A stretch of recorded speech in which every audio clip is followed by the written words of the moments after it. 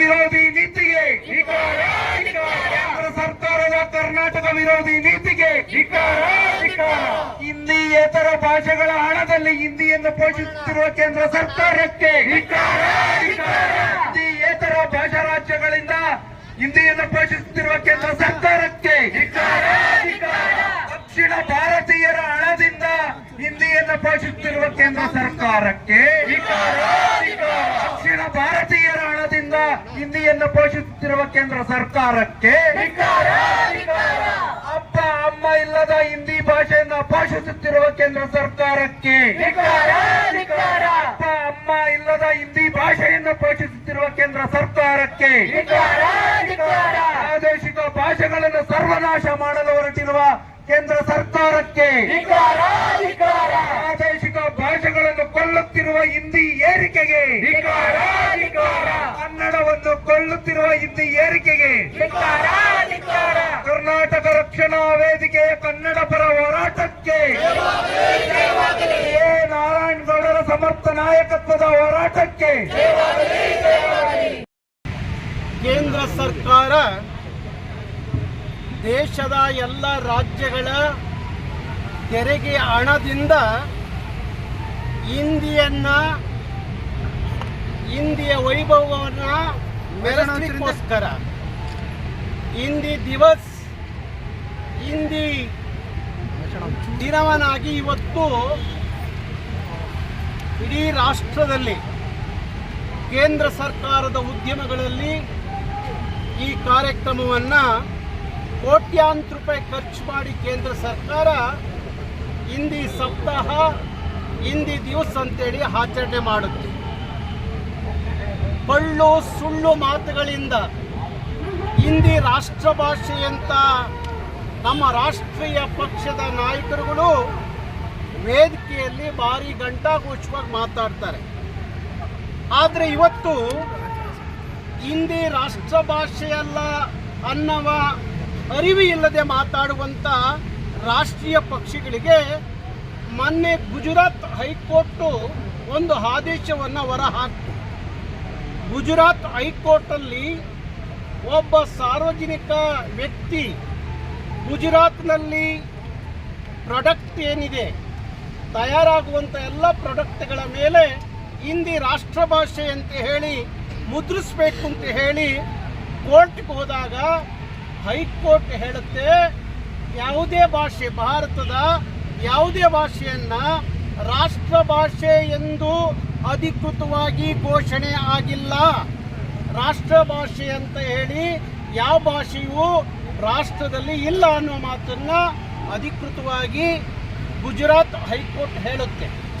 ಆದರೂ ಸಹ ಇವತ್ತು ಕೇಂದ್ರ ಸರ್ಕಾರ ಹಿಂದಿ ರಾಷ್ಟ್ರ ಭಾಷೆ ಅನ್ನುವ ನೆಪವನ್ನು ಒಡ್ಡಿ ಭಾರತದ ಎಲ್ಲ ಪ್ರಾದೇಶಿಕ ಭಾಷೆಗಳನ್ನು ಮುಗಿಸುವಂಥ ಕುತಂತ್ರವನ್ನು ಮಾಡಲಿಕ್ಕೆ ಹೊರಟಿದೆ.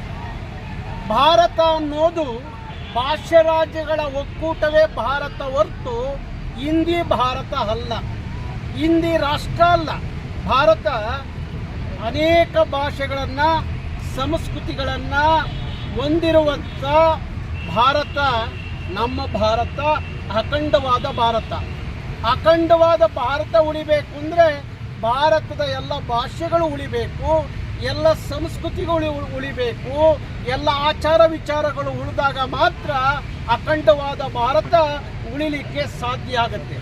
ಅದನ್ನು ಹೊರತುಪಡಿಸಿ ಇವತ್ತು ಹಿಂದಿ ಭಾರತದ ಕೆಲವೇ ರಾಜ್ಯಗಳಲ್ಲಿ ಒಂದಷ್ಟು ಹಿಂದಿ ಮಾತನಾಡುವವರ ಸಂಖ್ಯೆ ಅಧಿಕವಾಗಿದೆ ಅನ್ನೋ ಕಾರಣಕ್ಕೋಸ್ಕರ ಹಿಂದಿ ರಾಷ್ಟ್ರ ಭಾಷೆ ಅಲ್ಲದ ಹಿಂದಿಯನ್ನು ರಾಷ್ಟ್ರ ಭಾಷೆ ಅಂತ ಘೋಷಣೆ ಮಾಡೋದಿದೆಯಲ್ಲ, ಅದರ ಹೆಸರಿನಲ್ಲಿ ಎಲ್ಲ ಈ ದೇಶದ ಪ್ರಜೆಗಳ ಹಣವನ್ನು ಹಿಂದಿ ಭಾಷೆಯ ಉದ್ಧಾರಕ್ಕಾಗಿ ಕೋಟ್ಯಾಂತರ ರೂಪಾಯಿ ಹಣವನ್ನು ಖರ್ಚು ಮಾಡೋದಿದೆಯಲ್ಲ, ಅದು ಭಾರತದ ಒಕ್ಕೂಟಕ್ಕೆ ಭಾರಿ ದೊಡ್ಡ ಧಕ್ಕೆ ಆಗುತ್ತೆ.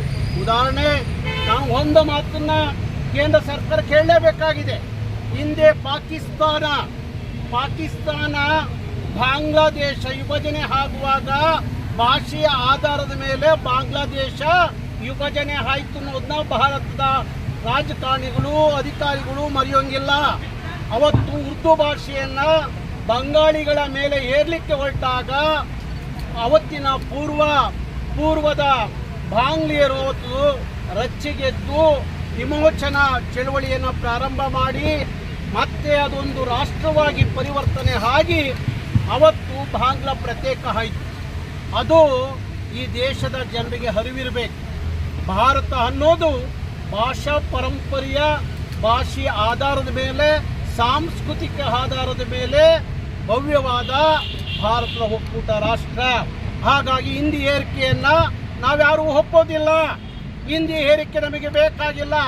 650 ವರ್ಷದ ಹಿಂದಿಯನ್ನು ರಾಷ್ಟ್ರ ಭಾಷೆ ಅಂತೇಳಿ ನೀವು ಘೋಷಣೆ ಮಾಡ್ಕೊಳ್ಳೋದಾದರೆ 2300 ವರ್ಷದ ಭಾಷೆ ಕನ್ನಡ ಯಾಕೆ ರಾಷ್ಟ್ರ ಭಾಷೆ ಆಗಬಾರ್ದು?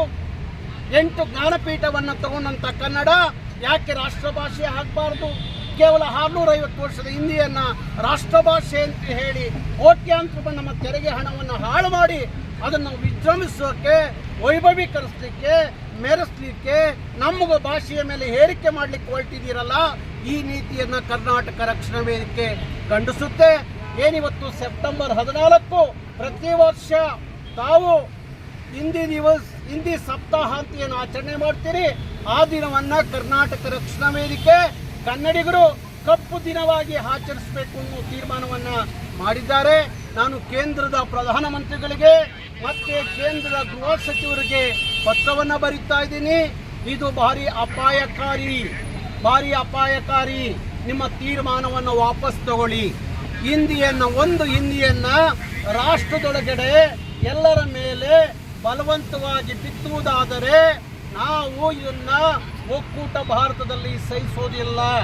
ಒಕ್ಕೂಟದ ಭಾರತಕ್ಕೆ ಧಕ್ಕೆ ಬರುವ ಮುನ್ನ ನಿಮ್ಮ ಹಿಂದಿ ಏರಿಕೆಯನ್ನು ವಾಪಸ್ ಪಡಿಬೇಕು ಅಂತ ಹೇಳಿ ಕೇಂದ್ರ ಸರ್ಕಾರವನ್ನು, ಪ್ರಧಾನಮಂತ್ರಿಗಳನ್ನು, ಕೇಂದ್ರದ ಗೃಹ ಸಚಿವರನ್ನ ಕರ್ನಾಟಕ ರಕ್ಷಣಾ ವೇದಿಕೆ ಒತ್ತಾಯ ಮಾಡಲಿಕ್ಕೋಸ್ಕರ ಈ ಸಾಂಕೇತಿಕವಾದಂಥ ಪ್ರತಿಭಟನೆ ನಡೀತಾ ಇದೆ.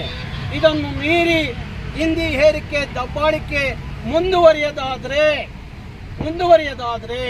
ನಾಳೆ ಒಕ್ಕೂಟದ ಭಾರತದ ವಿರುದ್ಧ ಕರ್ನಾಟಕ ಎದ್ದು ನಿಲ್ಲಬೇಕಾಗುತ್ತೆ ಅನ್ನುವ ಎಚ್ಚರಿಕೆಯನ್ನು ನಾವು ಕೊಡಬೇಕಾಗುತ್ತೆ. ಯಾಕೆಂದರೆ ಭಾಷೆ ಅನ್ನೋದು ಮನುಷ್ಯನಿಗೆ ಭಾವನಾತ್ಮಕವಾದ ವಿಚಾರ. ಕನ್ನಡಿಗರಿಗೆ ಭಾವನಾತ್ಮಕವಾದ ಪ್ರಶ್ನೆ.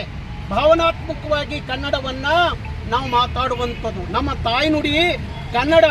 ನನ್ನ ತಾಯ್ನುಡಿಯ ಭಾಷೆಯ ಮೇಲೆ ಯಾವುದೋ ಪರಕೀಯ ಭಾಷೆ, ಪರರ ಭಾಷೆ ದಬ್ಬಾಳಿಕೆ ಮಾಡುತ್ತೆ, ದೌರ್ಜನ್ಯ ಮಾಡುತ್ತೆ ಅಂದರೆ ಅದನ್ನು ನಾವು ಸಹಿಸ್ಕೊಳ್ಳಲ್ಲ.